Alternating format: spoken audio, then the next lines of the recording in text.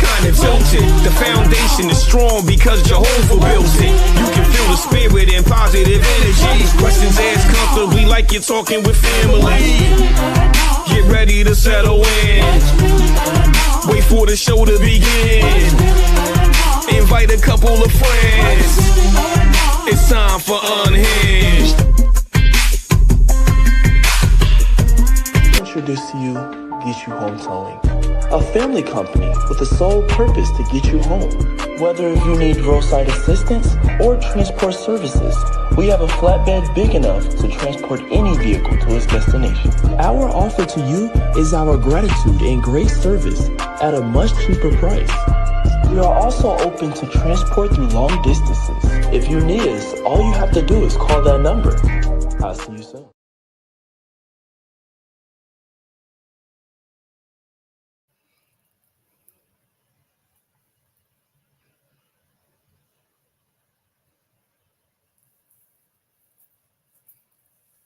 Hey, y'all. How y'all doing? Y'all all right? I mean, what's really going on? Thank you so much for tuning in. You've tuned in to Unhinged Live. I'm your host, Nikita Tilted Halo Hansford, and I'm sitting alongside my good girlfriend, Karen Sims Harrell of Twisted Threads, LLC. And you already know what it is. It's Tuesday night, and we've got another barn burner of a show lined up for you on this evening. Let me get you familiarized with what's going to happen on tonight's show. But before I do that, I want to go ahead and say hola, hello. Thank you for tuning in to every last one of our replay viewers who are going to be joining us at a later date and time. We appreciate your support. We thank you for tuning in. And if you enjoy what you see and hear happening here on the platform, go ahead and tell somebody about it. Hit like, hit share. Go on over to the YouTube Nation and subscribe to one of our several affiliate YouTube channels. You know, we are here doing what we love to do just for you week after week, and we are about to get into it. Of course, we're going to have a superfan shout out on this evening. Get into it with a great conversation with tonight's guest. We're going to have, of course, my weekly dose of soul nourishment coming from our very own Coach Cash, our weekly reflections of purpose. And of course, we're going to close it out with the weekly Just Be moment. So let me take it back to the top and say, hey, girl, to my good girlfriend, Karen Sims Harrell, Twisted Threads, LLC. Karen, how you doing? What's been going on since the last time we were able to connect? Well, you know, I had a traumatic moment. And I had to talk to my nail architect about my traumatic moment that I had over the weekend, right? Because shout out to Girl Talk Nails, you know, yeah. And I'm still clacking, though. Here's the challenge, though. I had to step out on my architect. And then I had to come and not just confess, right? It wasn't a confession. It was I needed her to console me because of the bad experience that I had. And I was like, no, Marisol, you don't understand. Like, you know, they was trying to file down my actual finger. Okay. I'm trying to keep it together, trying to be holiday ready, all of the things, but I promise. So this is the public service announcement. I done already told her, call all your people, tell them the price is going up in 2026, right? So I apologize. I can't help y'all with none of them payments that's about to come. However, you know, Tilted, that I spoil easy, right? And so yes. Sometimes we think that the experiences that we have are good, right? Until we get a better experience and then realize it was trash the whole doggone time. Can I just say that? Trash the whole time. So for the last couple of months, right, I have been a repeat customer to Girl Talk Nails. And y'all know Marisol, part of our tribe, and once always, we love her, but the service that she gives, right? The experience that we have when we go and sit in her chair. The rest of y'all got nail techs. We have nail architects, okay? That's our nail architect. She comes in, you know, this lady asked me, what color do you want? What design do you want? What would you like to do? I don't have to do none of that when I sit in Girl Talk Nail Chair. And so, okay, it's not going to be a whole hour about that. I'm just saying it's been a couple of days. My breathing is back to normal. Ooh. I think my blood pressure is back down to Friend. where it needs to be. But it was not an experience like the experience that I would like for it to be the experience. And so I called my nail architect. It was like, you better find somebody, because they not down here in North Carolina. Somebody down here in North Carolina that know how to do better than how I just got, right? That's all. And I ain't gonna say more, but I shared it directly with her, Keita.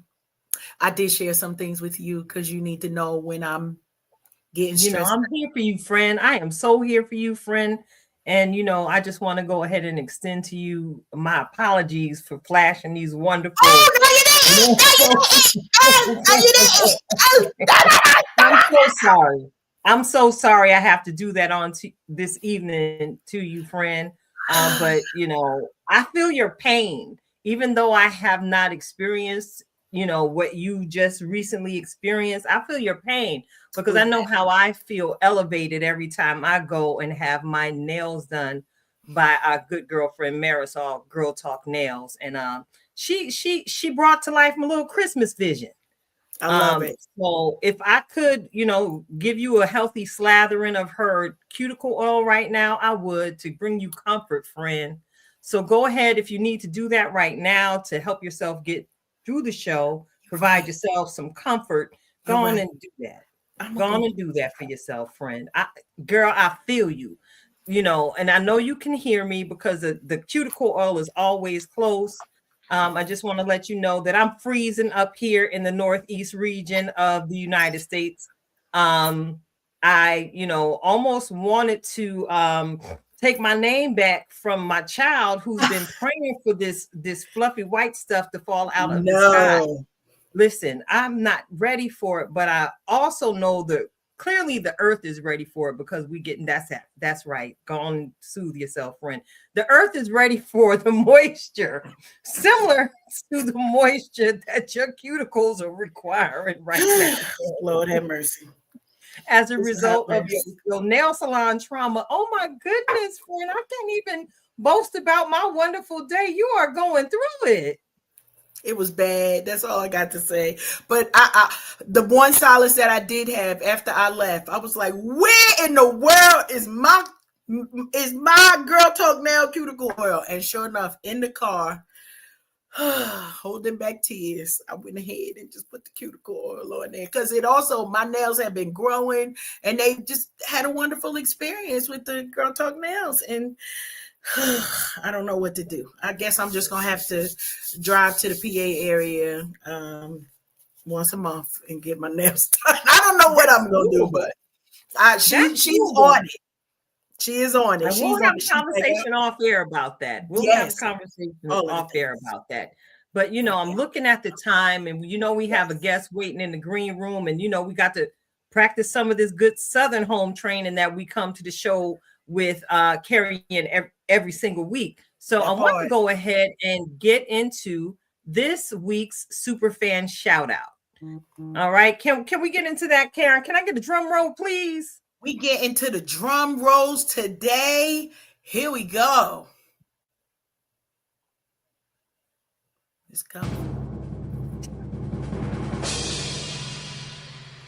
All right. Lean in close. I got to go ahead and give a super fan shout out to someone who is basically an exceptional human. This time of year, you go down to your mailbox and you go through the bills, and every once in a while, you might run into a delightful Christmas greeting.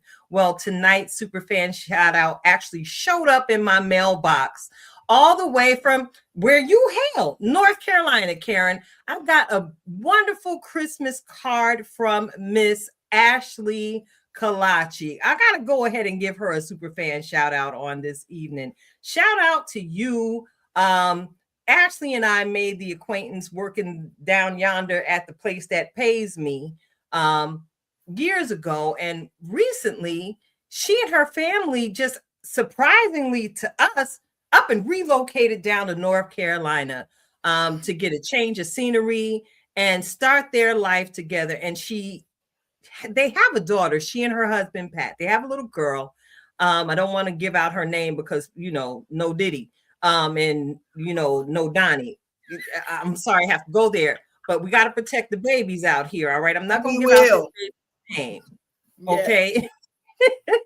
But she has always had so much personality, and I always enjoyed the conversations I was having with Ashley about her daughter and encouraging her to keep her involved in dance, just fostering the creativity and the spunky little spirit that you see coming from this little girl. So I got to give you a huge shout out tonight, Ashley, for just dropping all of that joy down at the post office so it could spread throughout the country to whomever you chose to mail that holiday greeting to. It absolutely made my day because I began to consider some of the conversations we've had throughout the years.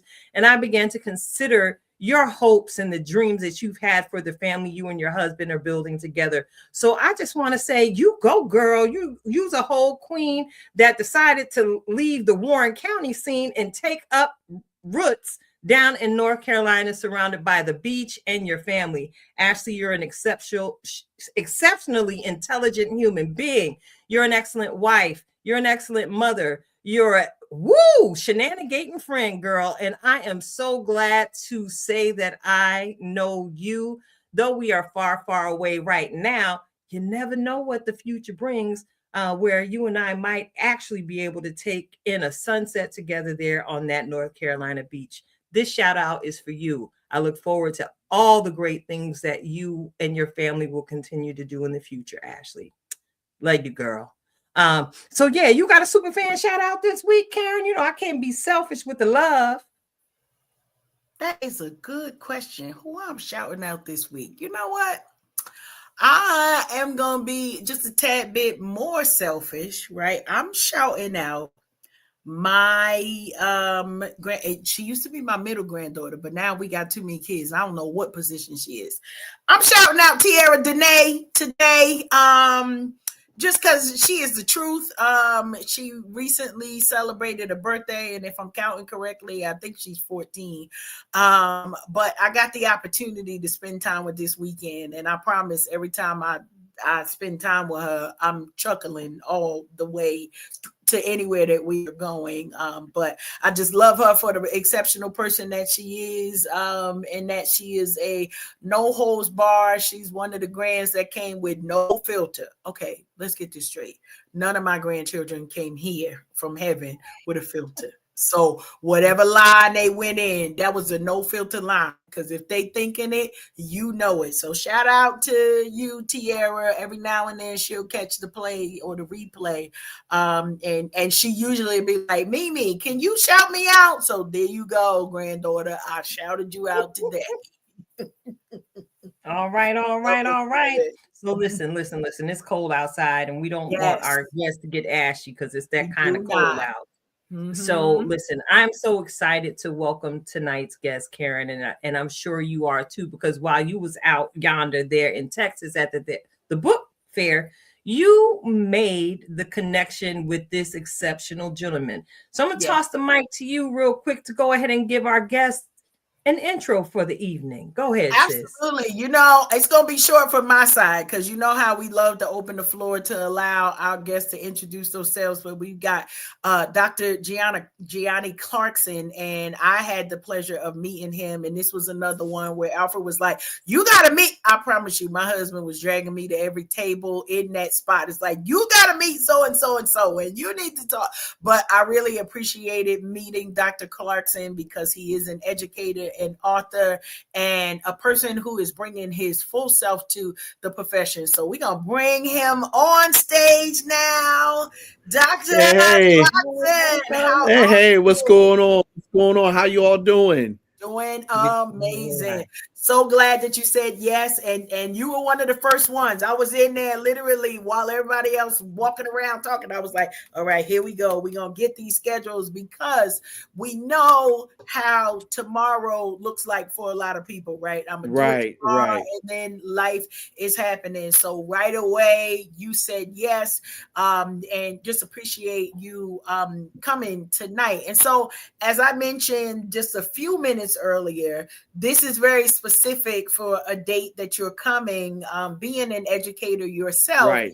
knowing that this kind of when the countdown usually starts for Oh yeah. It's teachers and educators. Listen, it done started like to the fact of people know in November you going to school for 13 days, then we're Oh, gonna eat turkey, and then we gonna go to school for 12 more, no, 15 more days, and then we're gonna open presents. So yeah, ain't nobody playing around. I love it. I love it. So, as we had you come in here, if you wouldn't mind introducing yourself, Sure. telling us a little bit about your origin story, and those who maybe this is their first time meeting you virtually on our Unhinged stage. No, well, thank you again so much for allowing me to be here. My name is Dr. Giani Clarkson. I hail from the city of Detroit, Michigan. I, of course, lived there and then went from there to Dillard University, where I majored in theater arts and speech communications, and worked in nonprofit for a good little bit. Survived Hurricane Katrina. Actually, left 10 hours before Hurricane Katrina hit the city, and it was something that broke my heart because I love New Orleans truly. And then when I got to DC, I started working in nonprofit, and of course realized that journey was coming to an end. And my dad said, "You know what? You should teach." And I went, "Nah, I ain't gonna teach. That's not really what I want to do. I've interned at theaters. I won a regional Tony and all this really cool stuff. I don't want to do any of that." And now we're looking at 15 years later, have won multiple Teacher of the Year awards. At one time thought about walking away from education and found myself writing a goodbye letter to education through a book that I wrote called Teach, Pray, Drink, and decided to step out on faith. Released it on my birthday. It debuted #1 on Amazon, and some 5 awards later, I'm sorry, 6 awards later All for the right. book. I've been very happy with how well it's been received, and it's performed in the top 50 and numerous educational categories for those that are interested in education, for those that really want to know what the hell is going on with education, and for those that are just really kind of weighing the pros and cons of whether or not they want to be here. So that is the book that is, and I am so excited to talk about this book and have a great conversation this evening. Love it. I love it. I appreciate that part right there. Yeah. Now, as I was talking, because every now and then when we have guests, so I'll tell you, Dr. Clarkson, Tilted will act like she's not going to say nothing, but I know she's going to be beaming for this whole episode as we I'm dig here in. for So I'm just like getting right to it. She already knows I never talk about my best friend behind her back because it's so enjoyable to do it right in front of her face. So this is It's my pointless. I'm gonna find out anyway. all I up in love her it. face. All in I'm her gonna find out anyway. Yeah, I love that's it. a fact. That's a fact. So, can you give us a little bit like an elevator speech for Teach, Pray, Drink, and what's the heart of this book? So the book is called Teach, Pray, Drink, Watering and Harvesting the Roses from the Concrete. And it is everything that you want to know about what's going on in urban education. A lot of people are sugarcoating it, but let's be honest, across the country, there are a number of schools that are not opening up with schools being fully staffed. And why is that? It's because people are walking away from education at a rate that is insane. So either you teach, pray, or drink, and sometimes I did all three. And what we're realizing that even if you do all three, it's not solving the educational gap that's happening in urban communities. So I talk real honest about it, why it's happening, what's going on, what's bad, what's good. And each chapter opens up with a Bible verse, a really great playlist because I'm a kid of the 80s and 90s. I love some really great music and a drink recipe because let's be honest, happy hours is where a lot of teachers decide to talk and solve all the problems of the world. But underline, there's something very peculiar happening with teachers. And what I mean by that is that inside of our profession, where there used to be a time who led in alcoholism was, of course, lawyers and doctors and some members of various branches of the military. Now we're seeing more and more that teachers are climbing up the list as being a profession with the highest number of cases of alcoholism. And that's bad. Do you want your kids being taught by someone that's self-medicating like that? And sometimes, to tell the truth and shame the devil, it's not just coffee in that cup. It's just not coffee in that cup. And that's scary. That's scary. So this is what the book's about. I appreciate it. So Absolutely. Go ahead, Tilton. No, I'm saying, you're absolutely correct in saying that. I have to share from my bag of experience in the education field. When I was working as an admin assistant at a special ed high school, the students had a field trip that day, and part of my job was checking in the bus driver for whichever trip or what have you. And I smelled alcohol on the bus driver's breath. Yep. And I had a decision to make, because I was like, listen, it's 100 of my babies about to get on this bus, and they're expecting to have the time of their lives today.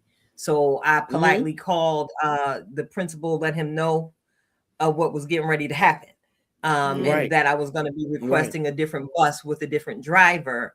I said a prayer for the gentleman, because I'm like, what did the girl say? You about to lose your job. Right, sir, absolutely. You do not have the right to put these babies who we are entrusted with every single day in danger, because, as you so eloquently put it, Dr. Giani, you out here self-medicating through whatever you're going through in life. Right. Don't bring that to our children. Yeah. They fight through enough some days to just get to the classroom. But allow me to digress. No, and that's Karen. That's a great point that you're bringing up. Go ahead, Karen. I'm sorry. No. You can go ahead, Doctor. No, I was going to say that's a great point that you're bringing up. Yeah, because, this is a job that's supposed to bring joy. You're supposed to be bringing joy to others. But what's happening inside of our classroom, where teachers are finding that I can't get through the day without doing this. And then to the point that teachers are quitting at such a high rate. I had to deal with something that kind of broke my heart, but I had to understand the reason why. When my son graduated from high school, of course, the presenter did the typical, how many lawyers do we have in the building? Kids raise their hand. How many doctors do we have in the building? Kids raise their hand. How many social media influencers? Because that's the newest thing. And kids raise their hand. And then she said, well, how many teachers do we have in the building? And not one kid raised their hand. And I was okay with that, until my son looked me dead in the eye with all his honors cords on, and went and did this. And we sat there and laughed about it at the lunch. And when I was so proud of my son, and he said, Dad, I have no interest in being an educator. And I said, well, why? He said, I see what you go through, and I want no parts of it. And he's got a front row seat. Right. Looking at it. So those are things that we got to talk about, and we got to be very honest about why is that happening to so many great educators and why they're leaving the profession. I really, really love that. And, as we dig some more into the book, and as you mentioned, I think I knew the title. I knew that the title was literal.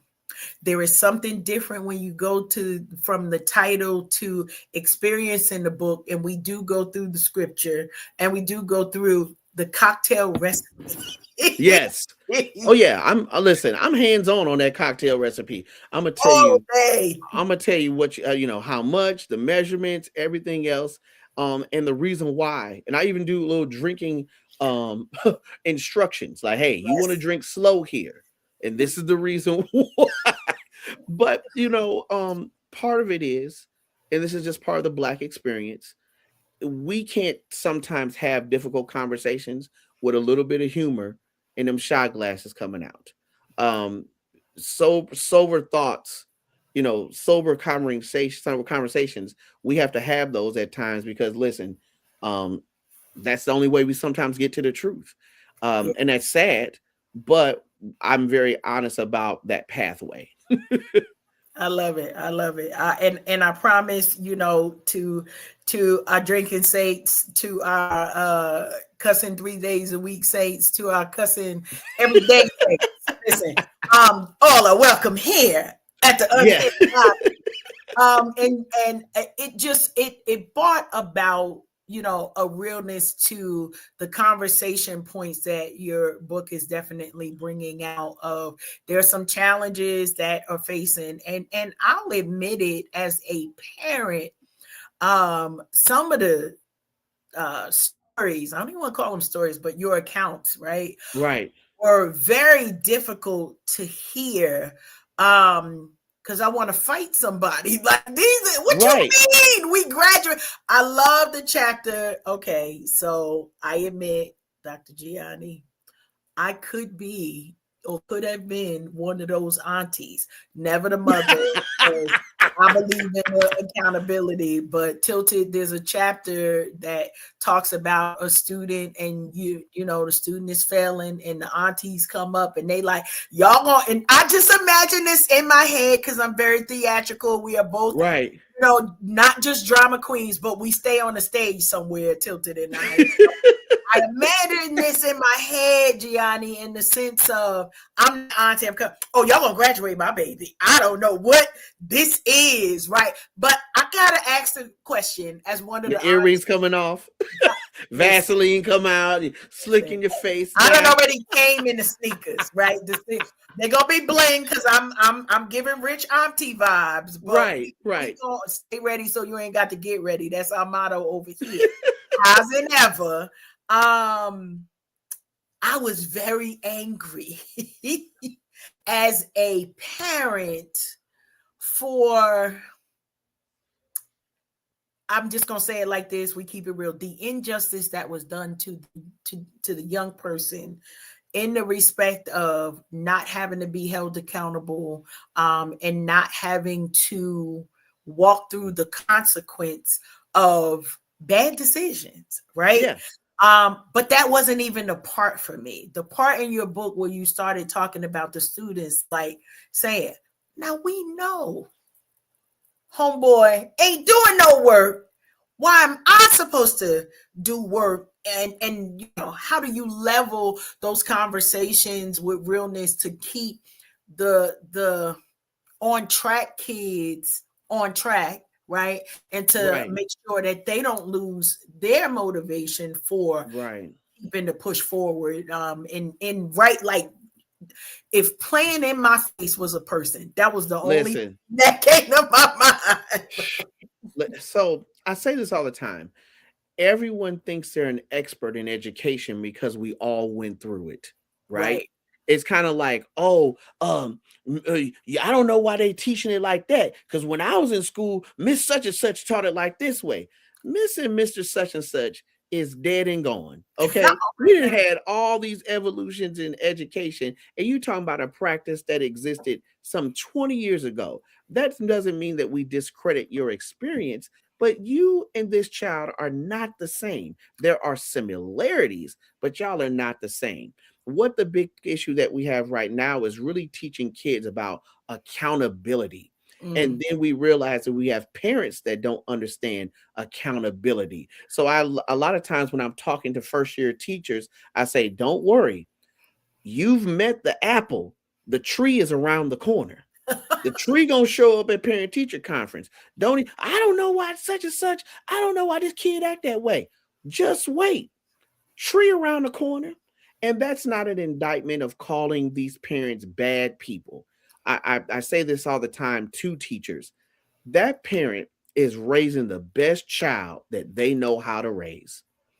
There's tons of books on parenting, tons of books. But Ooh. trust me, if George and Glendale Clarkson could have picked up a book that said how to raise Giani Clarkson, they would have read it cover to cover and still would have made mistakes. because every child is different, right? So we have to find ourselves teaching accountability a lot of time to not just parents, but to kids, but just the parents as well too. Even so much to this point, I've often told my students, if you think you don't like me, wait till you meet your first boss. You think Okay. you think you think you think I'm the problem? Wait till you meet your first boss. I like Your that. first boss, your first boss gonna look at you and I'm just holding grades above your head. Mm, Your first boss gonna make sure whether or not that light gonna turn on at your house, come on whether now. that water gonna run. You gonna go out on a date If to you go gonna pick up the have a little. house, let's go there. Have you gonna have a house, right? You gonna get ready to go out on a date to pick up the little cutie, and you gonna realize, oh Lord, someone has stole my car. You gonna realize the repo man did it. But anyway, we gonna leave. Keeping it real though. Like Keeping but it we real. we have to prepare our kids for Yes, real life, because real life is about accountability and understanding when you do make a mistake, what's all at stake for that. So I love um it. I love it. that's what we're getting to. That's the grand tax we're getting to.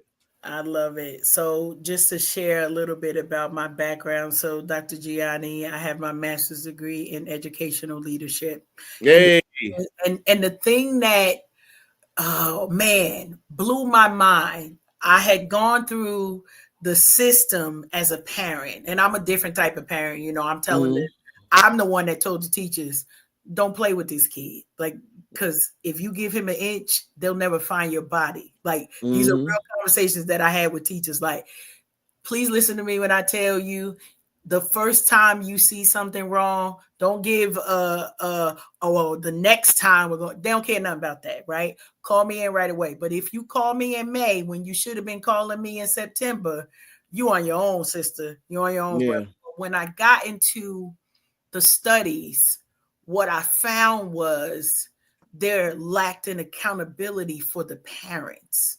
It was Yeah. like, I can sue the school because my kid didn't learn, right? Yeah. But where's the accountability for me as a parent to say, Johnny, you gonna do your homework. I don't care if we gotta do it by candlelight, right? Because Right. we understand that challenges are happening in people's homes, but how is this where the state of education? I promise you, that was literally 10 years ago. To Right. know that that's still that thing now of, if we could just hold, and I don't even want to say hold parents accountable, if we could get parents to understand that educating their children should be a partnership, the same way we talk about co-parenting. If the parent is, if both parents are not in the home, these are Right. the teachers, because y'all are co-parents. Can we just say Right. that? Can we talk about Yeah. that part right there? Y'all are helping to shape and raise these children, just like extended family would be doing, if they had the access and the capability. So I want to hear your thoughts just a little bit about your adopted children, because y'all got Right. them. I know how Right. that is, and what you might think are some of the best ways to create partnership with parents. So this is a really great question. I always say, where does accountability go when nobody wants to take it? Where does it go? Eh, Because like when there's something bad that happens, someone's got to take accountability for it, right? What's happening to teachers inside of like the school system or just across the country is that accountability is landing on the backs of teachers. If mm, you're a teacher and you think that you're just going to go to school to just teach, you are so wrong. You are a counselor, you are a mentor. Sometimes you are the extended member of the family. Sometimes you are a mental health coach, and all of these additional responsibilities start to weigh on a teacher. And finally, a teacher looks at their job description and go, "Nah, I ain't sign up for this. This ain't what I paid for. This is not what I want. This is not what I signed up. I'm disinterested in it." And then I think about my career in education. I've literally gone out to reach out to community centers, to churches, to get additional support for my students. And in turn, I've gotten, well, we don't serve those type of people because we don't like their lifestyle. We don't serve those type of people because they don't code to our church. Well, if your school was interested in giving a donation to our church, then we would help the kids in your community. Now, I don't know what part of the Bible that they're reading from, but that sounds kind of peculiar. It appears to me. I think it's from Thessalonians. But anyway, don't do that. Don't do that right now. That's not a real book. My bad. I can name all 66 of them, but that sounds like Thessalonians. That's a book. Okay, so I anyway, got the copy in the closet. I got that in the closet. That sounds like from Thessalonians. But anyway, I don't want to get into a whole conversation about Black church and Black betrayal. But anyway, we'll be careful. We'll be careful. I'll be nice. But what happens is that level of accountability becomes a problem. So what do you do as a teacher, right? You have to be very smart in your open house introduction to kids into your community. And what I mean by that is this. And this is just great advice for first-year teachers or all teachers. The first time that a parent hears from you should not be when something is going wrong. You need to introduce a sunshine call. Hey, my name is Dr. Clarkson. I'm really excited about working with you and your family and helping, he or she or they raise, operate inside of our school community. Tell me some things about your child. What makes your child special? And I'm going to tell you this much. Those conversations last for an hour. And it's so great because you know what you've done? You've let that parent know ahead of time, I think your child is special. And guess what? Now I've heard why you think that child is special. And I've also heard what are the goals that you have for your child and how do I reach your child? And last but most importantly, I've gotten a clean scouting report on your child.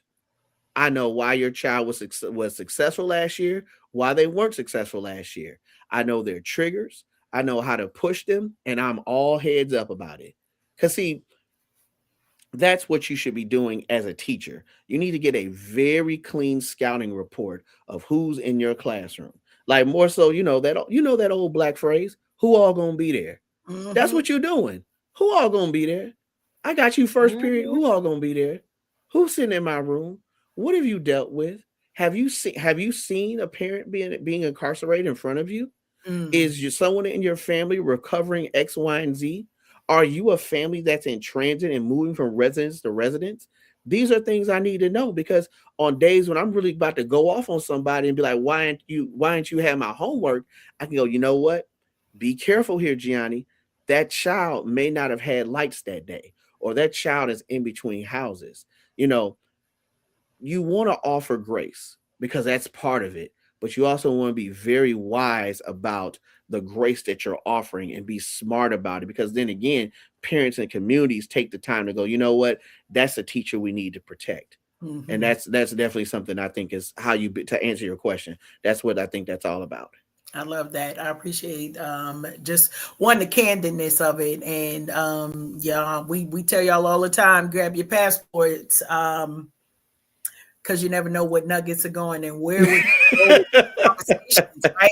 You never know where these conversations are going to go, but you are lightly you're giving those snow dustings of so parents can do something with, right? Because here's the deal, and I'm sure you've had this conversation. By the end of the year, parents sometimes are also frustrated, and it's like, well, what can I do? I'm at my wit's end. Well, if you have the doggone conversation at the beginning of the year, right, kind of eliminate. That's what I'm hearing from you, right? Eliminate right.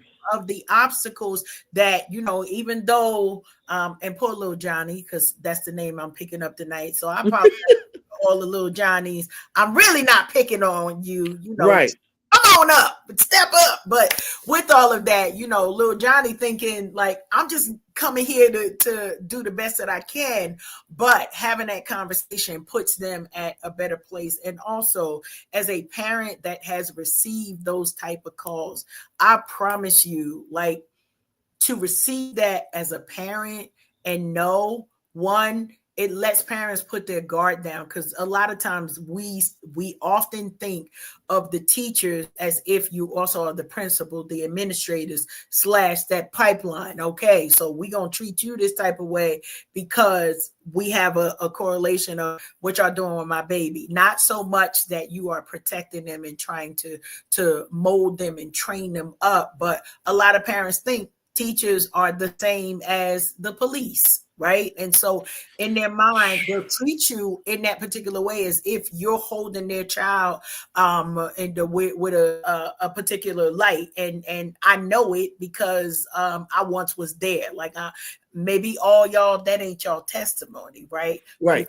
got a mindset of it's us against the world, or however people might be thinking that. And even one parent households, whether it's the mom as the head of the household or the dad, we have a lot Right. of one parent household. And so how are those conversations? And you specifically said about urban education, right? And all of the transformations that it's seen over the years. So I gotta put my tilted hat on, and tilted is gonna know in a minute, right? So my next question, with my tilted hat on is, after a long day, what might be your favorite drink or cocktail?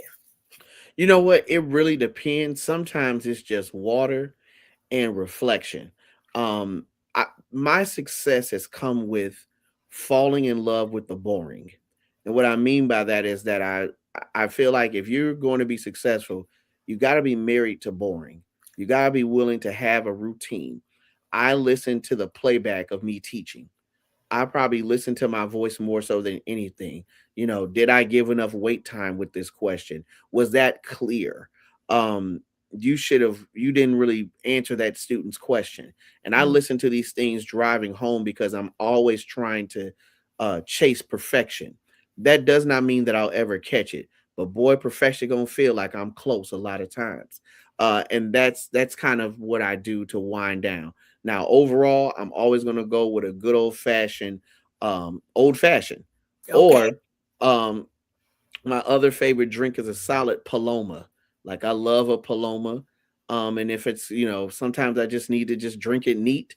I'm not giving no one any product shots up here That because, part.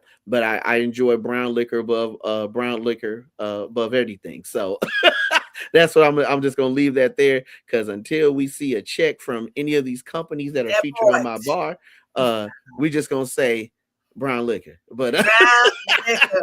Brown liquor. I love it. I love it. All yeah, right. My next question is this: if your students wrote your biography, what would the title be? boy, he cares. And I mean, honestly, they probably say a bad word first, but Right? my students know that I care. That's one thing they say all the time, like, Doc, you really care. And yeah, hell yeah, I care. And I care because I'm very cognizant, and I tell them I'm very cognizant of the monster outside of this classroom. And there's just part of the world that is not interested in you being successful. They're not interested in your dreams. They're trying to make sure that they keep you underneath a thumb. I'm very, very honest with my fellas. I tell them, this is the last time you'll ever be in a classroom with this many guys. Black men are disappearing from college. My son is currently a junior at Bowie State, and they have literally taken a whole dorm that was a male dorm, and it's now been converted to an all women's dorm. Mm, What is that saying about where our black men are going? Meanwhile, black women continue to be one of the highest educated sexes and races in our country, and they leaving us behind. Like they're literally leaving us behind. My son, when he walks into the lunchroom, he sits and he realizes it's nothing but tables full of young ladies. That was my testimony going to Dillard University. And of course, being an 18-year-old, hey, I was like, oh, this is hooray. I love all this. But look at me. Come on now. Let me be honest here. Let me be honest here, okay? It's a table full of women. I'm like, oh, this is great. But as I'm older, I'm going, this is bad. This is an indictment of what's happening. And then when I think about friends that I made who wind up not finishing, a good majority of them are men, not women. mm, I care. I do. God, I care.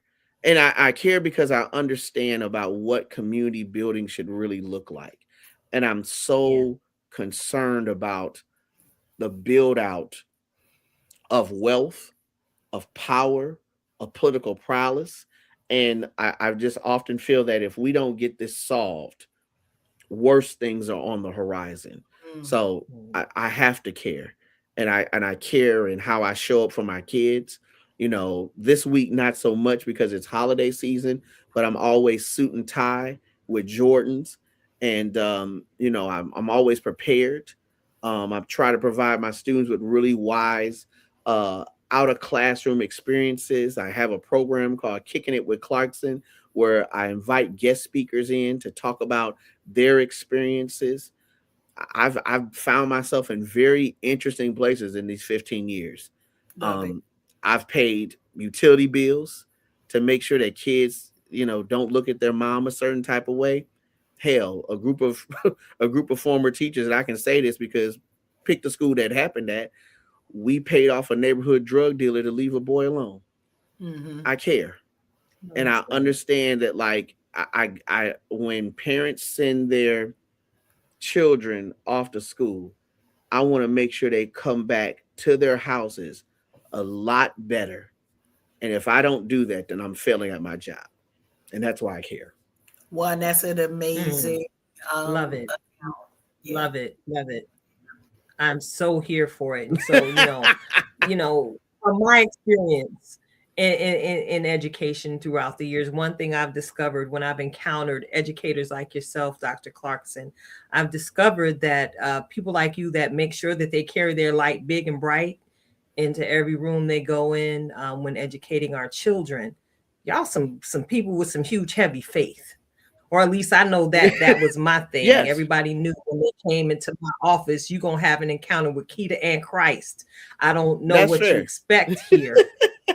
So I have to ask you, how has your faith shaped the way you lead, teach, and pour into your students? Ooh, it has been a roller coaster with loops, turns, and drops.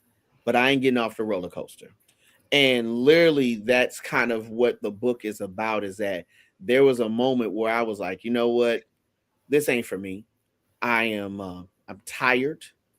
I feel indicted a lot of times by administration that do not care as much as I do, and that's problematic for me.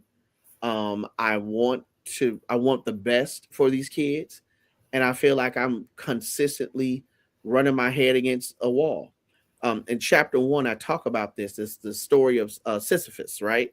For people that are not familiar, that there's a king that's been banished to pushing a boulder up a hill every day, and he must push this boulder up the hill, knowing there's a possibility that this boulder may roll back down and might crush him, but he has to get back up and do it again.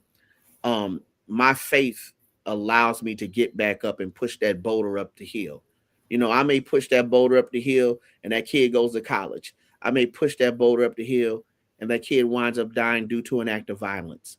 Unfortunately, every year that I've taught, I've been teaching for 15 years, I've lost a kid to an act of violence, whether it be a kid that was currently in my classroom or a kid that was once in my classroom. And in fact, it's opened up a study that I'm looking into doing, which is dark, but needs to be talked about. And I'll scare us for a little bit, but I'll come back and be nice, called the 666 rule, which is 6 years after graduating in a 6 mile radius from the school, that a kid will wind up getting either a sentence that'll be 6+ years or dying. Wow. Wow. And I mean that's a real thing. Like literally the It hub really of is. where you were educated at, 6 years after you left this building, you will either do something that will get you a sentence of 6+ years or no longer be on this side of heaven. That's something we've got to solve as a Yeah. community, right? Yeah. We definitely got to solve that as a community, because we push them across the stage and we like, you gonna do it and you gonna make it, and then all of a sudden you're sitting there dressed in all black, Yeah. or you're reading it on the news and you realize, can you push that boulder back up the hill? Yeah. These are the possibilities. And that's what the book is about. If you're uncomfortable with potentially losing, you probably shouldn't teach. And I credit my father for telling me this a long time ago, probably year 4. I would have bad summers. Man, I'd have bad summers. I would be so depressed. This kid failed. I can't believe this kid failed. And what could I have done more? And I could have done this and done this. And finally, my dad had to tap me on the shoulder and be like, Gianni, there's nothing else you could have done. You done everything. You showed up every day. You was in professional dress. You offered awards. You offered prizes. You drove kids home. Like, what else can you do? But that's that albatross that you carry around your neck as a black educator, because you want these kids to be successful. You want our kids to be successful so badly, and that it's that care factor. And if you don't care, you just shouldn't do it. Like, I get it. Having your summers off is sexy. You got 2 weeks off for Christmas. I get it. It's sexy. Federal holidays. I get it. That junk is hot for you. But hey, teaching is the only profession where we market the time off more than will you have an impact on the kid. That's true. That is true. Come over here so you can get the summers off. That is. Yeah, and then we do it as this really cute throwaway too. Like, if ain't nothing you can do, you can always teach. Like, think about that. We get the people that don't want to teach no damn way. And they're coming over here, and you come over, and you like the definition of playing in my face. I'm up here writing lesson plans, and I got a guest speaker coming, and we going on this field trip, and you up there like, Clarkson, we got only a couple of days left before before Thanksgiving break. Can you calm down? It's just September. Relax. Can we get to an Indigenous People Day? Can we get to a Veterans Day? It's August and you already got turkey in your mouth. Calm down. They're already there. They already there. I love it. Calm down. Listen, what? Love our educators. We understand the job is hard, and I promise you, that's one of the things that a lot of people will say, like, you could be taught on the job, right? On the job training. Right. I'm not that right. one. I'm not that one. One, because also I believe in yoking up kids, so that ain't the place for me to be. Listen. I that ministry. Those take over. That ministry does not exist anymore. Like, what are you doing? Yeah. Because trust me, we are all mandated reporters. However, you got to pray that yoking up spirit out your body, even though you may want to do it, there are ways to do it verbally. I love it. There's ways to get parents involved that you've gotten on your side to be the heavies, so they do it for you, and that's what you want anyway. Because it's like you want to play that game of, hey, if you late to my class one more time, you know who I'm gonna call. Oh, Doc, come on, man, don't do this. Don't do this. I love they it. They shaking their head like a villain at the end of a movie. Come on, man, they ain't gotta be this way. You ain't got it. I love it. I love it. I love it. So now I gotta ask you, how do you feel like you balance the discipline, the compassion, as well as putting in the culture in the way that you teach in today's classroom? One, and this is the number one rule. I say this for admin and I say this for teachers. Don't you dare walk around that building believing that you're an angel, because they'll expose you as the devil. I repeat, because someone needs to hear this right now, right? Don't you dare walk around this building masquerading, cosplaying as an angel, because they'll expose you as the devil. I try to operate all situations as a saint. And what I mean by this is that I've done good, I've done bad, I've learned lessons, and these are the lessons I'm going to give to you. I've done good, I've done bad. These are lessons that I've learned, and I'm going to give them to you. I'm not going to gatekeep my experiences or my failures so that I always look good in front of you. My students talk to me about this a lot. They go, man, you talk a lot about the times that you failed. And I go, why not? They exist. Y'all think I got here because I was perfect? No, I got here because I failed. And that's also part of the concern with like our kids. Our kids are so afraid to take chances because they're so afraid to fail. Mm, Everything that they do is documented on social media. So they don't dance at parties, they don't call girls, girls don't call guys, and the beat goes on. So for me, I feel like by admitting my failures and sitting in them, that's how I'm been able to be successful. Hell, today, this is actually something that actually did happen. Planned a whole field trip. I failed to do something. And I immediately told my executive director, hey, that's on me. I got to stand up and take that responsibility, because if I don't, then I'm going to be masquerading like I'm perfect. And that's bad, because you mess up. right. And at the grand scheme of things, when I can go back and go to meetings and say, hey, that was my fault, I have to own that. And if Mhm. I made someone feel uncomfortable based off of my mistake, I got to own that. And in turn, what happens is that your community becomes a little bit more endeared to you. Not because you was perfect, it was because you had accountability, which Perfect. goes back to the see that's called that callback, which Mm, goes back to the beginning of our conversation of why do we have the issues we have with parents. We're just so afraid of accountability. We're so afraid to say, I'm sorry. We're so afraid to bend the knee, apologize. I'd apologize to a young lady because I graded her paper a 0. She said, Doc, I turned that in. And I was like, no, yeah, you did. My bad, baby. She was like, Doc, it's okay. And I love that, because what happened is she's going to remember from that conversation, not the fact that I gave her a 0, but because I was an adult that apologized. You know how many adults don't apologize to kids? come on now. Preach. Come on now. You know how many adults don't You apologize could to do a kids whole segment on that. and wonder why these It's kids so hate you important. so. These kids hate you so, and that's the reason why. Because you out here being a stone cold maniac. you, That's you a right. Tasmanian devil walking around yelling, and you don't apologize for nothing. And then when all of a sudden you want sympathy, there's the cupboard's bare. you know the cupboard's bare. So I grew up with this phrase. It goes, life is a mirror of a king and a slave. It's just what you are and do. So give to the world the best that you have, and the best will come back to you. You have to be a king of your emotions. Can you control your emotions? That's good. Like, you got to be a king of your emotions. Where's your stewardship in Hmm. your emotions? you know a kid says something crazy to you and you off your rocker.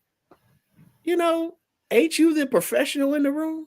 Hmm. Never mind, let me be quiet. I'm making somebody mad. I'm gonna make somebody mad. Let me be quiet. Let me Woo! be quiet. Love it. Oh, No, Listen. I he mean, took us you to church. I need my church fan. Hold up. no, Listen. Mm, no, y'all stop that. No, but I'm serious though. he Like, took us to where's church. the where's the moment where you say, I'm the adult in the building, I'm the adult in the room? You know, you out here getting into a whole cussing battle with a kid. What's the old phrase goes? You wrestle a pig in the mud, it's hard to find a pig. Come on now. Come on. Okay. I don't know. No, but Okay. that's a big We'll deal, get this. when we're thinking about what needs to happen, right? And so for years and years, and I'm sure all of the time you've been in education, we've heard about reform in education and what's Right, right. right. And you've hit so many of those nuggets in just this conversation this evening. And many of them show up in your book, right? They show up in the conversations that need to have. They show up in, as you talked about, the accountability. I wonder, as I was kind of getting into the book, the thought was for me, just has writing this book changed the way you teach? Or what do you think the impact has been to you for you writing this book? And it sounds like it's more to come. So maybe a series, something else. I don't know. Oh, the money. I know I wrote this book for the money. No, I'm joking. I'm joking. Listen, you will have some kids signing up for a writing program tomorrow. No, I'm joking. What it did was it freed me and it forgave me. Like, I really was very angry in my last school community. And it was because I consistently felt like things weren't making sense. And for smart people, things have to make sense. Like, and when they don't make sense and you're compromising things at the cost of children, it doesn't make sense. And then you don't get to say, well, it's for the kids, because everybody in the room is smart and it's not making sense. So, like I said, I wrote this book very much so with this idea of it being a goodbye letter. Like, y'all can have it. I'm done. I'm tired. I can't. What else can I do? Y'all have taken up 1/4 of my life with this profession. And it's insane. And I don't want any part of it anymore, right? But after I read it back in transcript, I went, okay, I'm good. I'm ready to teach again. And it immediately was like, yeah, I felt like I was back at year one, but with 13 plus some years worth of talent behind it. And it's like this joy that I found back into it. Amount of times I laugh in the course of the day, how much I enjoy teaching my AP class. I'm inside of a really smart school community with some really smart people. And they're not just smart, but they have big hearts. That matches, right? And that's what you want. You want intelligence and you want people who care. So those things match up perfectly, right? And we have good kids. And not all the kids are perfect because that's just life. And not all the parents are perfect, but that's just life. But what the book has done is that it freed me, gave me back my joy, and it allowed me to forgive myself and other people. Like and for the longest, it was like, I can't believe, almost said a name, and then we'd have to beep this part out. Oh no, but it did. It forgave me. It forgave me from a lot of people. And it's great because I realized that God's not finished working on them. Everybody that's in leadership isn't perfect. And you gotta, just take people where they are. You can take people where they are, but they're not allowed to take you. Come on now. Right. So that's part of what I had to do, is like, yeah, I'm gonna leave you where you are, but you can't take me with you. I gotta go. I'm gonna leave you right here. And when God's ready to solve that, or whoever you pray to, right, is ready to solve that, I wish them luck.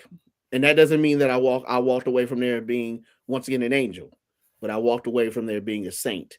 And when I talk to first year teachers, I can give to them, in the words of the brilliant philosopher Kenny Rogers, you got to know when to hold them, know when to fold them, know when to walk away, know when to run. Never count your money sitting at the table. There'll be time for that when the dealing's done.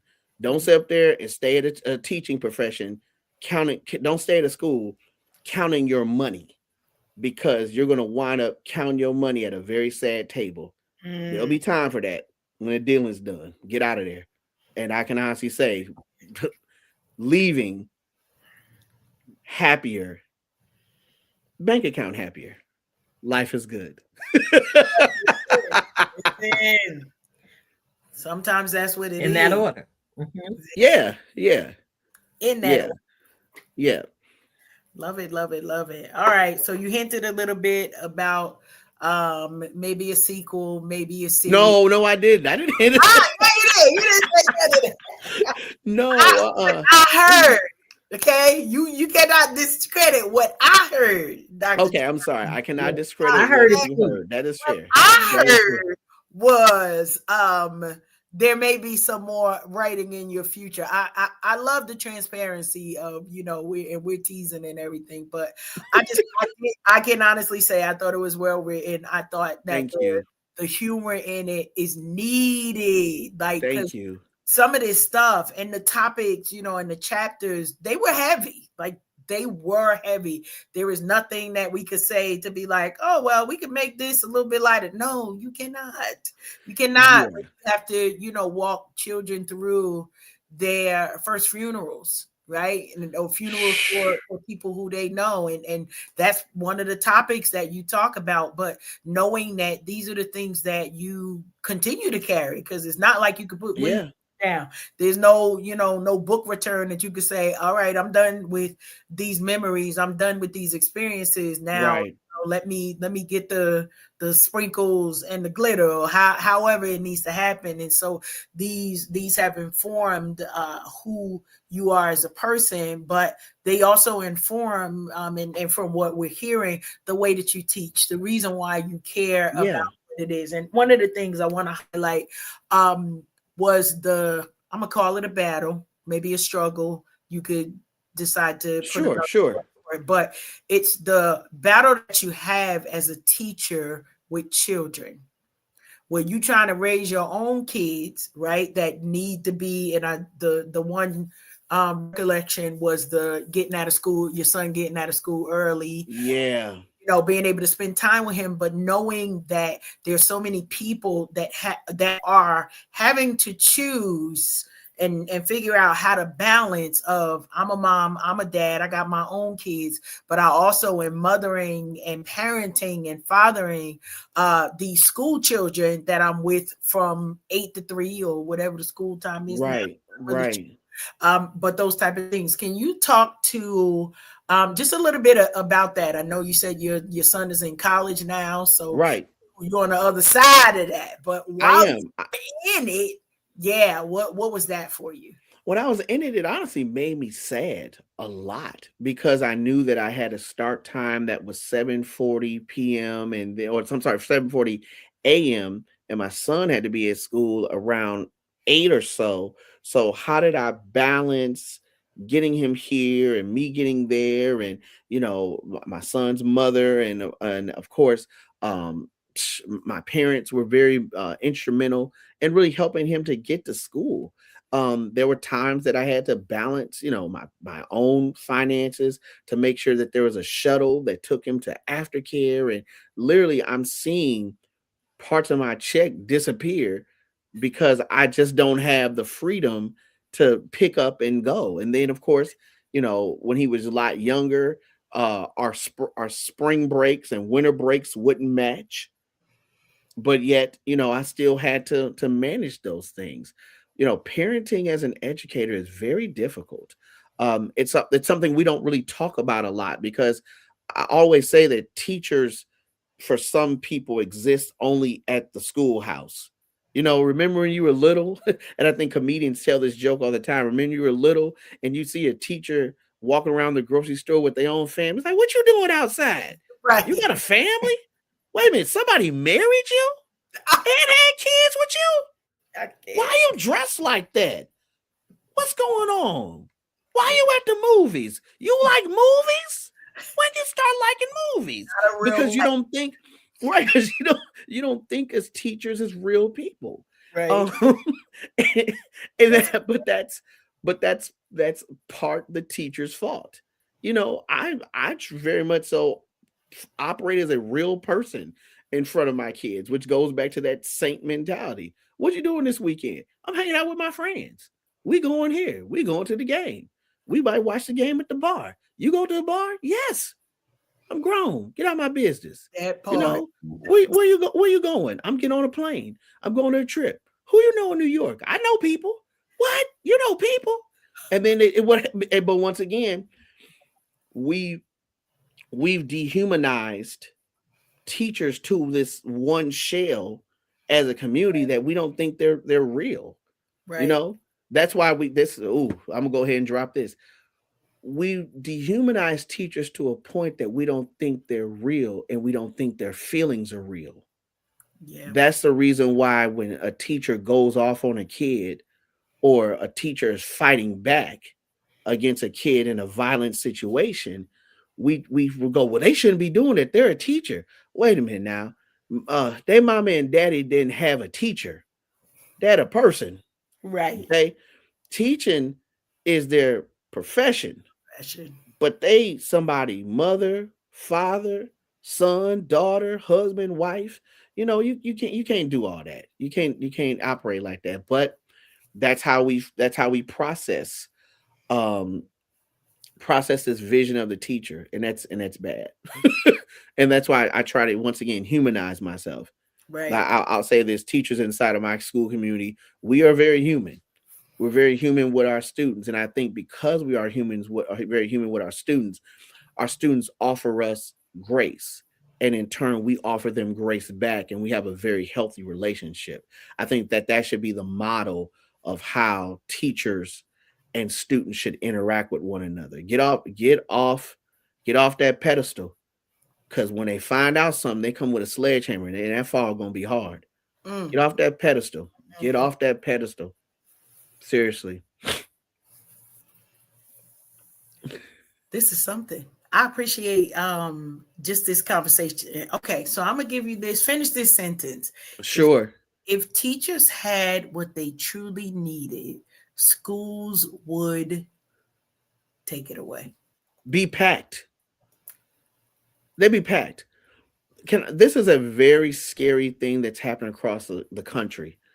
Attendance is terrible. I mean, attendance is really bad. Um, there are kids that do not come to school at all. And when they do come, they know how to game the system so well that they know about the clock. And I don't know if you all are familiar with the clocks. I'll share it with the audience. No matter what state or city that you're in, students know there's a certain number of days they can miss before Child Protective Services contact the parents. So let's say hypothetically in city X, the number of days is 20, right? They've been absent 19 consecutive days. And guess what happens on day 20? They show up. That means that clock resets. All And over. then on day 21, they'll set up. And then on day 22, they disappear and we play the game all over again. Mm, mm. We really need resources inside of schools that teachers can use to give kids a world-class education. And that's what's really happening is that we're teaching citizens, but we need to make them competitive on a global market. And the more resources we have, the more they can be competitive in a global market, and they can explore professions that they've never even thought about. That's what we really need is we need resources. Schools are battling for resources left and right. Um, and the better the resource is inside of a school community, the more than likely a teacher is wanting to teach inside of that building. Now, for me, I've gone out of my way because of my nonprofit background to go after resources consistently.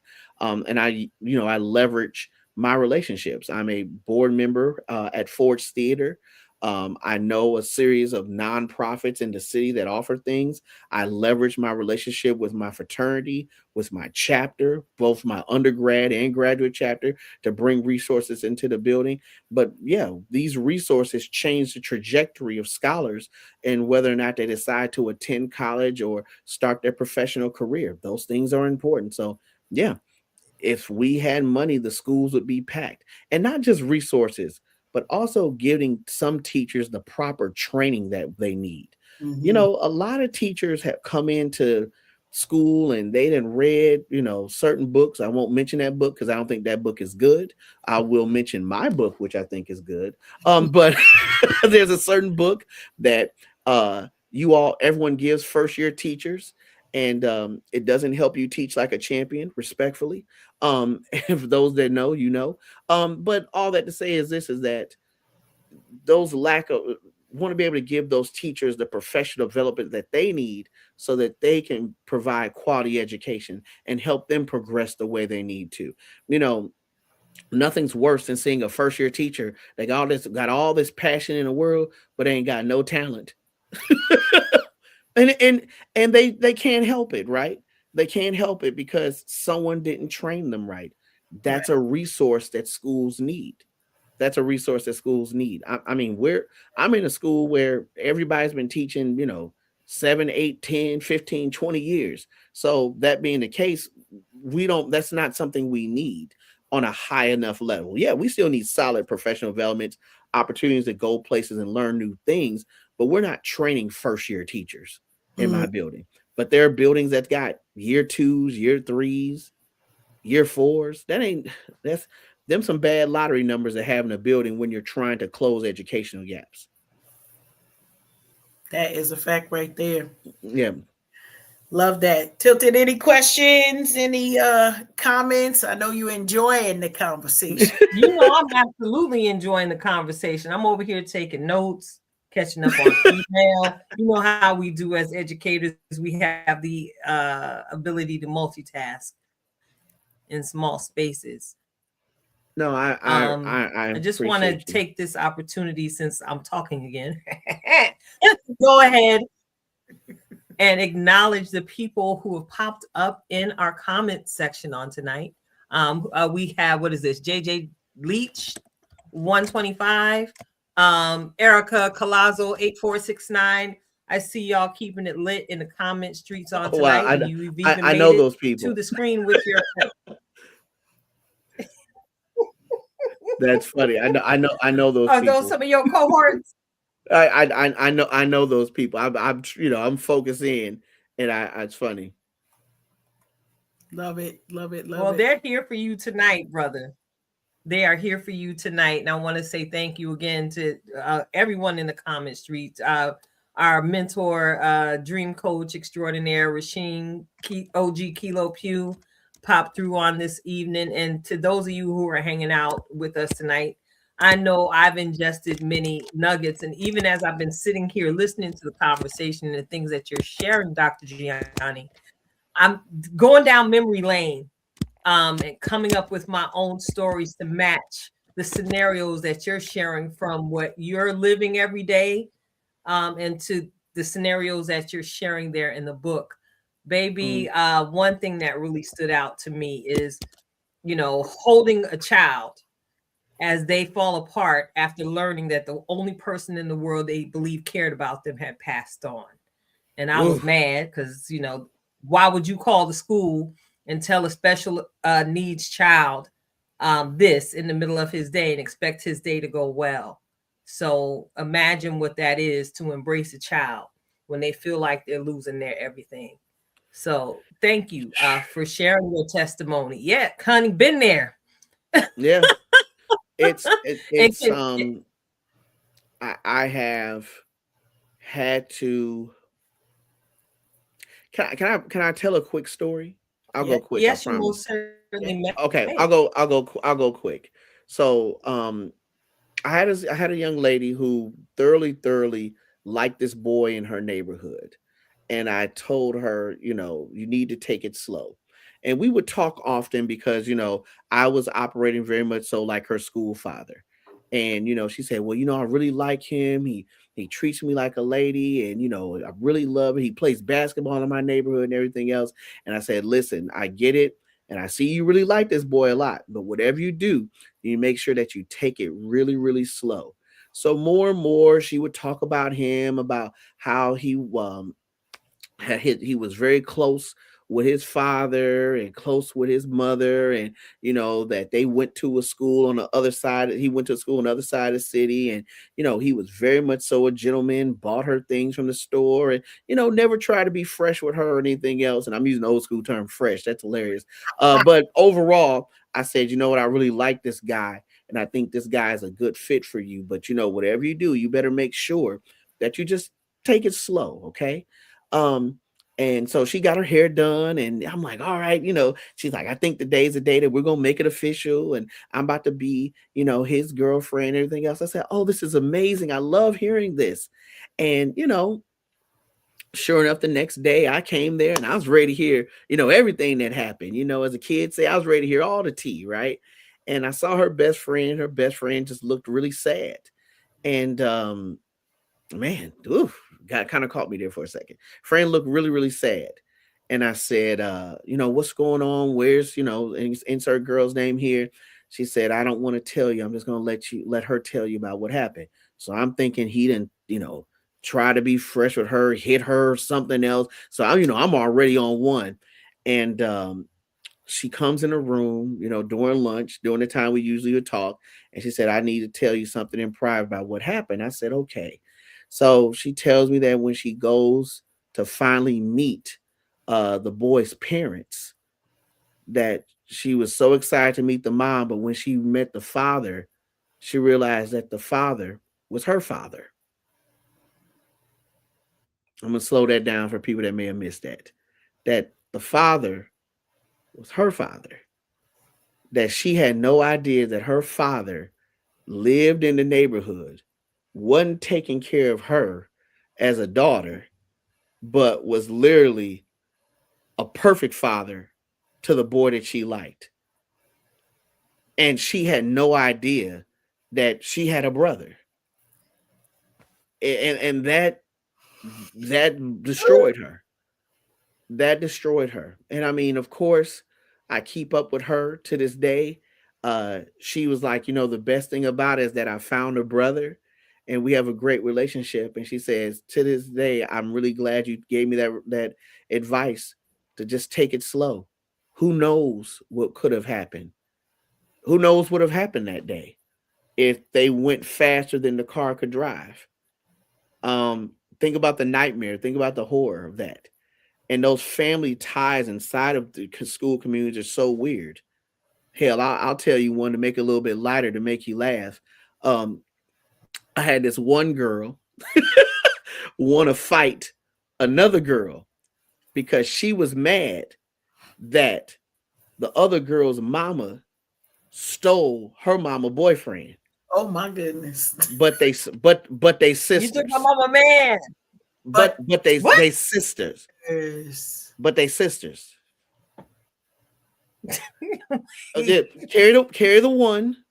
You heard me. I was just thinking, carry the one. What? No man. Okay.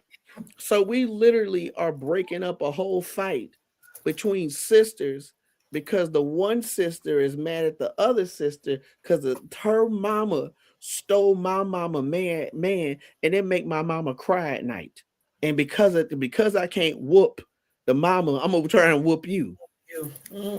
So now we got a Royal Rumble in front of the school. Oh my goodness. Listen. I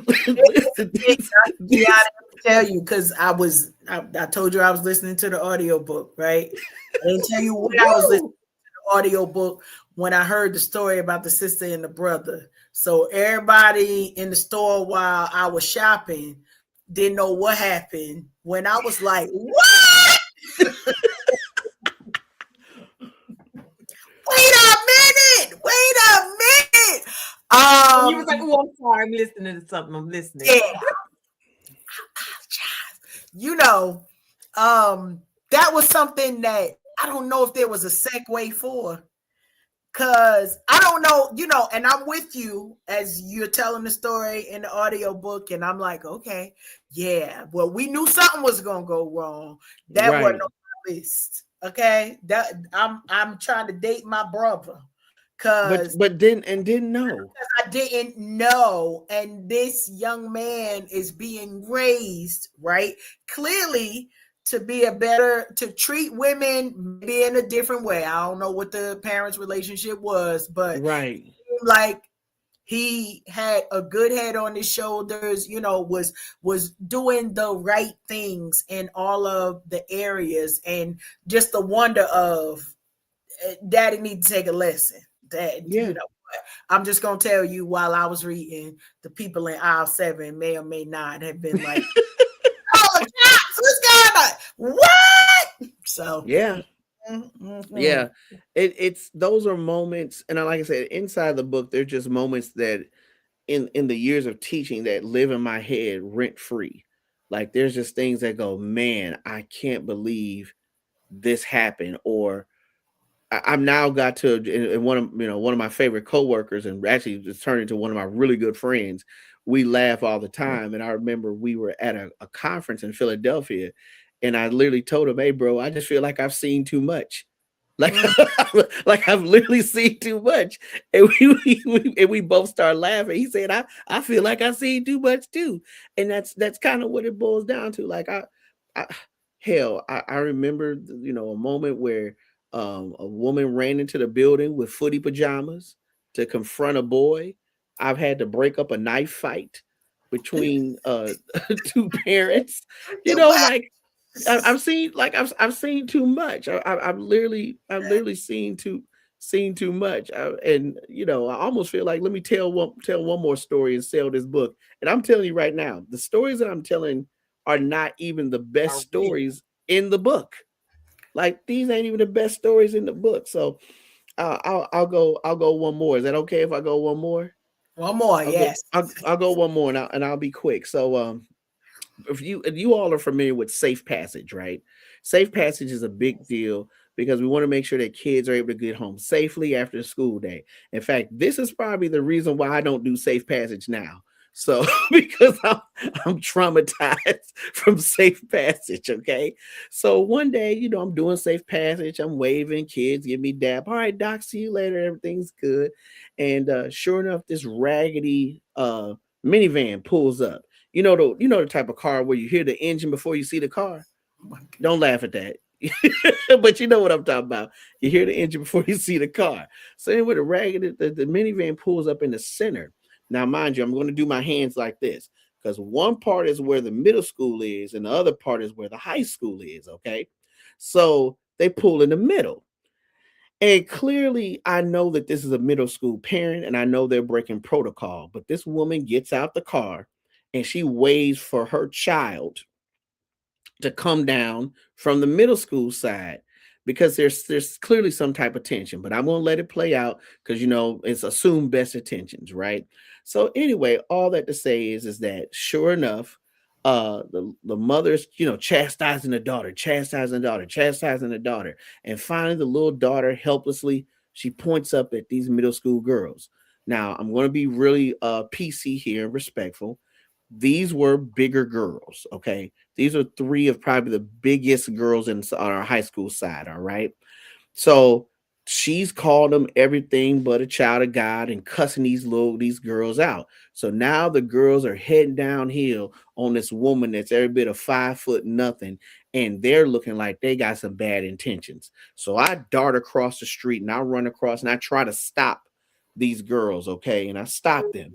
And what happened, what I learned is that the mother accused those three girls of bullying her daughter.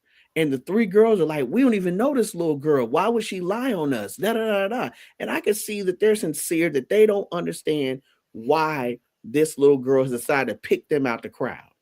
And I'm like, remember what I said? Adults don't always say the right things, and I got them calmed down. I got them calmed down and they get ready to let it go. They're like, you right, Dr. Clarkson, we sorry. And everything is fine. Nikita, I'm telling you, everything is fine, okay? That's what you I think. need to, I I'm need to, I waiting. need to, I need to edit this correctly because I want to make sure this shows up in the B-roll. This is my producer mind working, okay? So sure, because Karen knows what happens next. So sureness, this mother says, that's why y'all ain't nothing but a bunch of fat bees. And y'all, part of your body stank. This one girl, she reached her hand. She she reached her hand somewhere, maybe down to Florida Pan Coast, okay? They're doing the Florida Panhandle. She brought that hand all the way up 95, made a little left turn by Atlanta, saw a game or two, went through the Carolinas, the home of original Krispy Kremes, and then all of a sudden that hand went up to Maryland and smacked this woman so hard. I repeat that she spun like a top. So now that this woman is spinning like a top, okay, these girls, one of these, because I once again, I'm if you don't know it, but I'm not really tall, okay. So, I'm every bit of 5'6", I gotta go on 5'7", mute. especially on a good day. This one girl pulls a spin move on me and spins me out the way. And they tackle this woman and they start punching her lights out. And I want to be very clear this motion I'm giving you, okay? So as they punching this woman out, now Nikki, stop laughing now. This is serious. So so as they punching this woman out. I now have to remember one of my really good friends broke up a fight between some girls, and in the midst of it, he broke up the fight between the girl, and he broke the girl's wrist, and now the family is has legal suits against my friend. So I'm thinking, or my frat brother, I should say. So now I'm thinking to myself, I don't want to break up this fight, but this woman is getting the crap beat out of her. What do I do? Luckily, some women I work with jumped into the fight, and I went, okay, now I'll jump in the fight and I'll help pull the girls off. So when I finally get the girls off of them, the girls are super emotional, and I get them across the street. The mother get up, and you remember that episode? You remember that episode of Tommy? I remember the episode of Martin when Thomas the Hitman Hearns beat him up, and he had all knots on the side of his head. So she get up the grass talking about y'all let them girls beat me up. I'm looking at her like, ma'am, didn't nobody tell you to get out this raggedy minivan and pick a fight with the defensive line for the Baltimore Ravens? Ain't nobody tell you to do that. Ain't nobody tell you to do that. You could have stayed in your car and been safe, and we could have mediation. And now look at you. You done ate a whole patch of grass, hair all messed up. Now got rocks all in your earlobes. What am I supposed to do with that? And this happened in front of your daughter. How you gonna explain that? Talking about go clean your room, knowing that she can call these three girls and whoop you anytime she want to. So anyway, let me get back to the programming, right? So after I didn't calm these girls down, this woman stumbles back to the front of her car, opens up the driver door. And when she opens up the driver door, I went, oh no. I didn't watch enough Boys in the Hood. This how this gonna happen to Kid Ray. Oh, they're gonna get Kid Ray. They're gonna get Kid Dynamite. She reaches down in the door spot of the driver's side door, and what she pulled out? She pulled out the most Game of Thrones looking hammer I've ever seen in my entire life. I think this hammer was made out of pure dragon. And she come running across the street. Ah! I'm like, hey, you ain't gonna about to hammer dragon. Not the dragon hammer. Wait, you ain't about to hammer these kids. This where everything went to the left. What happened? You ain't about to hammer these kids with this dang on dragon hammer you ain't got from season 2 for Game of Thrones. Put your silly ass back in this car. So anyway, so anyway, the woman drives off and is like, oh, I can't believe y'all let them girls beat me up. So I'm sorry, I skipped a part. So as I'm walking her back to the car with her Game of Thrones hammer, this old man comes out of the passenger side of the van and goes, that's right, girl. It's okay. You just get back in the car. And I said, now, hold on now. You sat here and watched her get out the car, watched her get whooped. I mean, a good old whooping, like a dang old Bugs Bunny, Daffy Duck. You know, where the dust be piling out, you see legs and feet. Like, it was that type of whooping, right? And now you want to come out and help? You get your ass back in the car too. Word of wisdom. With the word of wisdom, it's all right. Get back in the car. Like, shouldn't that have been the statement from the beginning? Soon as them girls came down them stairs, you should have jumped out that car. Go, hey now, sisters, just not like this. But yeah, it's a good book. It is a good book with some amazing stories. Listen, y'all go and cop the copies. Go check it out. It's a good book. I promise. I'm a good time. Check on the website. The hoodie is available. We got books. The hoodie's available. Come on and grab the hoodie too. We got all the things. All right, Dr. Giani Clarkson, can you tell our audience how outside of the website other ways that they can get in contact with you, and the best way to get books or either contact you for speaking engagements as well. Oh, that's not a problem. So you can follow me at Dr. Clarkson Loves History on IG. And also you can go to GianiClarkson.com, the website. On that website, you of course can get an autographed copy of Teach, Pray, Drink, along with this wonderful hoodie that I have on. One of my passions, of course, is community service. The money that I do collect, partial proceeds are going to a charity that I'm really connected with called Loaves and Fishes, which helps closes food gaps for homeless and displaced citizens inside of DC. I work hand in hand with the Omicron Lambda Alpha chapter of Alpha Phi Alpha Fraternity Incorporated, the alumni chapter I'm part of, though I crossed at Dillard University at Beta Phi undergrad. So what we do, we realize that there's food gaps that are happening, and we want to be able to close those gaps, providing healthy, nutritious meals to those families that have fallen on hard times. I say this, and I'm going to be very quick here, is that sometimes when you fall on hard times, you don't think you have the right of choice anymore.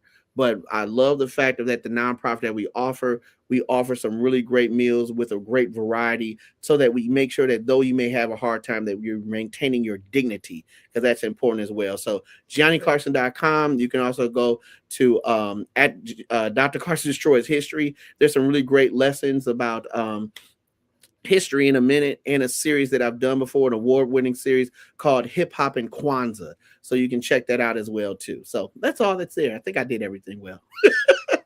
You did. Well, we are super excited. Thank you for your yes. Thank you for the amazing energy. No, not a problem. Our replay viewers, if y'all just jumping on now, go ahead on. We'll be done in a few minutes, and press play because y'all do not want to miss the shenanigans that have gone on with all of the goodness. Tilted, I'm trying to give you time to catch your breath before to get myself together. Yeah. I'm trying to get myself together because I'm over here crying. Like, so I'm but you know, it's a whole joy tsunami. I love it. It's a whole joy tsunami. And I'm here for all of the laughs, all of the shenanigans. And baby, we could trade stories. I promise you. We could trade stories because I love it. With the monkey flip off the wall and kept fighting. But anyway, we got to transition the show because listen, we got to transition the show because after all of this laughter and after all of this genuine care and concern for our student population across the country as well as worldwide, I'm sure somebody is going to listen and be encouraged to continue to go another day in that classroom, Dr. Giani. So thank you so much for everything you shared. Thank you so much. In this book. Listen, I'm sure, educators in the audience, get it. Go and get that. Go and get you a shirt because it's going to be a reminder, a tangible reminder for you to think, pray, and every now and again, happy hour. Go and get you a drink. Go and get you a drink. Thank you both so much. Truly humble for y'all sharing this space. All right. Have a great evening. Thank you. You too. Blessings. So check it out. We got to get into this weekly dose of soul nourishment. After I have laughed myself to tears, my nose running, I might have to just, throw the logo up so I can go get me some tissue so I'm not be all on the screen. That's not professional. So I want you all to get ready to receive another on-time ready word of encouragement from our very own in-house certified master life coach. She goals, success, all of it, girl. Coach Cash herself with this week's reflection of purpose. Coach Cash, take it away, sis. Listen, I'm taking it away. I'm grateful for the opportunity to give you a moment again. Such an amazing show. As always, I come to you all with the title, and the title of today's Reflections of Purpose is "It's Already Tomorrow Somewhere." It's already tomorrow somewhere. Here's one of the pieces of recollection. Story time.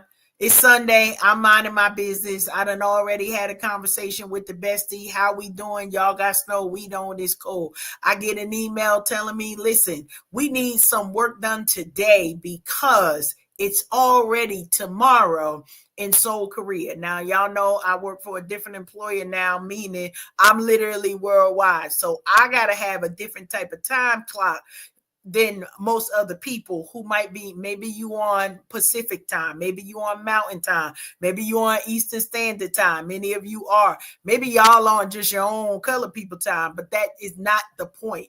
The point is that the reminder was many of us get so focus on where we are and only see the vision from where we're sitting, right? Not even thinking that it's already tomorrow somewhere. Now, I need you to know this was 12 o'clock in the, I think it was 11:30 on Sunday morning when I got the call and they were telling me, listen, they're 14 hours ahead of us. It's already Monday there.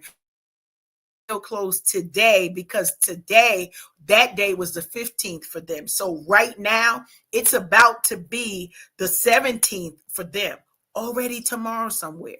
Why is this important? This is important because you done already heard my bestie tell you that I am a goal success coach, right? Because I'm focused on that. That means the reminder is the time is clicking faster than you think.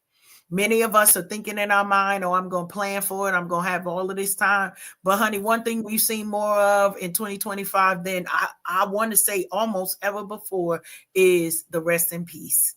And this week we had some doozies that came through with the rest in peace. And we don't want to sit in the seat of regret. I don't want you to be thinking about your final days as if it's like, oh, doom and gloom. But what do you want the world to speak of you when you are gone? You get to create the blueprint for your legacy right now today. So I want to remind you, stop wasting time. Stop with the procrastination. You know what me and my bestie going to do after we get off this show? I ain't going to tell you. Anyway, I'm going to give you a little bit of snippet though.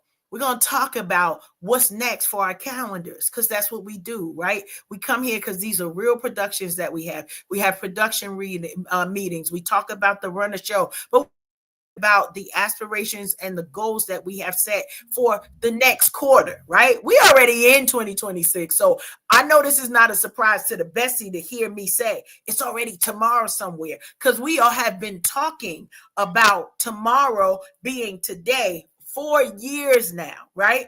For years, it's like, okay, we're 6 months ahead. We're 3 months ahead. However much time you are ahead, the time is ticking. Now you got to be serious about knowing it's already tomorrow somewhere. So for those of you who keep saying, I'm going to do it tomorrow. I'm going to start tomorrow. I'm going to treat myself better tomorrow. I'm going to start the diet. We don't care what you eat over here. Just stay alive, right? Don't choke on nothing. That's really the premise of all of this. But whatever the thing that you've put in your personal internal calendar to say, I'm going to do it tomorrow, today's reminder, get it done. It's already tomorrow somewhere right now. We don't got the time to waste. We don't have the time to play games. We don't have time to play in our own face, right? We talk about other people playing in our face. Don't play in your own face. Get in that mirror and tell yourself, declare the things that you will do. In 2026, we will release a book together. In 2026, we both will have separate writing things that we're doing. In 2026, we both will have separate speaking engagements that we'll have. In 2026, y'all gonna get the coloring books, you're gonna get the retreats. Why am I saying this? It's not because we ain't scared. We ain't never scared, but we also know it's already tomorrow somewhere. So we got to speak these things. Check for your save the date because it's coming. We done already put it out there. So now you know what we not liars. We remain women and queenagers of our word. And so what you speak shapes your entire world. Speak well of yourself, y'all. It's already tomorrow somewhere. Tilted, back at you. All right. Ooh, excuse me. I still got some of that laughter juice in my throat. Hold on. Mm-hmm. It was a deep laugh. That was a whole cackle. That was a freeing cackle. And a freeing word. So yes, it is already tomorrow somewhere. So check it out. We at the end of the show, and I got to say something about allowing yourselves to just be. So right, listen, we're gonna do a little something different because we can ready to take a brief hiatus, ain't it, Karen? We are. We are swiftly approaching the holiday season, and as you already said it, Bestie, listen, it's already tomorrow somewhere. In my mind, I'm already at the end of March. So some of those things that have been spoken are already coming to pass. I say thank you, God, that the calendar is already filling up. So check it out. In this moment, as we take this time to close out the show today, I'm going to ask you all to do something with me. Take a deep breath. Let that yawn out. All right. Take that deep breath in. And I want you to remember as you're breathing in and breathing out slowly, releasing the energy from your day, that there's nothing that you need to prove, fix, or rush. You are already enough in this moment. Keep breathing, y'all. Life isn't asking you to become more. It's inviting you to just be. So be present, be honest, and be kind to yourself. Trust that what's meant for you is aligning, even when you can't see it yet. Keep showing up, keep listening to your inner voice. Until next time, stay grounded, stay open, and above all, just be. It's your girl Tilted Halo, sitting alongside Coach Cash, Karen Sims Harrell of Twisted Threads LLC. We are Unhinged Live. We're going to let y'all know when we coming back, but we wish you a Merry Christmas. We wish you a Merry Christmas. That's all y'all getting from me because, again, I got the laughter throat. And a Happy New Year. Woo, woo, woo, woo. She brought the Temptation version out, y'all. Until next time, we out.